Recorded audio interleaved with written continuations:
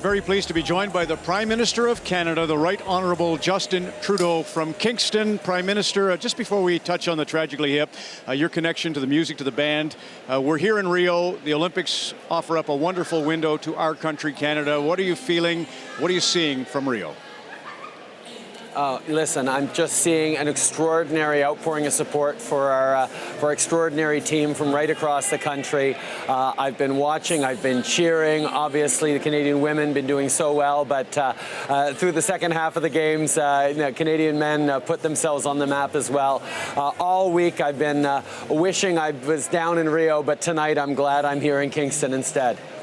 You know, it's a day we share right across the country, a day like today, and I wanted to tell you a little bit about September the 28th and why it means so much to me. I was at the Olympic Games in Australia in 2000. September 28th is the day your dad died. And when I was a little boy in Whitehorse, Yukon, I listened on the CBC, a transistor radio, to your father win the Liberal nomination. It was one of the most exciting things I've ever experienced. Trudeau-mania, you're probably tired of hearing how wonderful the impact was on people like me. Just Society really shaped and influenced my life. And September 28th is also another great day of sharing. It was the day Paul Henderson scored the biggest goal in our hockey history. So every September 28th since 2000, I think of your dad, I think of hockey, and it's a mood of celebration, of reflection. In other words, a day like today. So what are you thinking about today?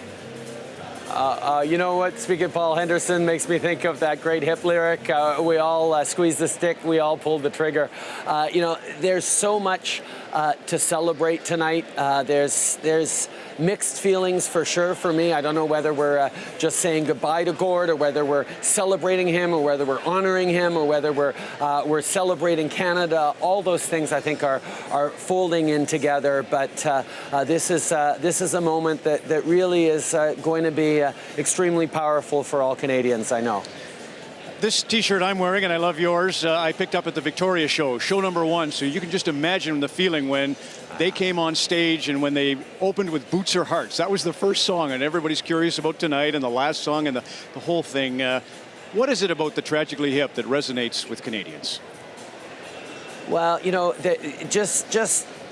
when I was in high school and university, and they were playing on campus, and we were just sort of celebrating them as our local band, I think a lot of Canadians would think, oh, it'd be great if they make it big in the United States, because then everyone will see how great they are. And, in the back of our minds, we were always saying, oh, at one point they're going to break through internationally, and it was always sort of too bad they didn't. But tonight I'm thinking, you know what? I'm so glad they're all ours. I'm so glad. Yes, they have fans all around the world, and lots of them, but they really remain so anchored in Canada in so many ways. Their lyrics, their sense of place, the sound, the vibe, the feel.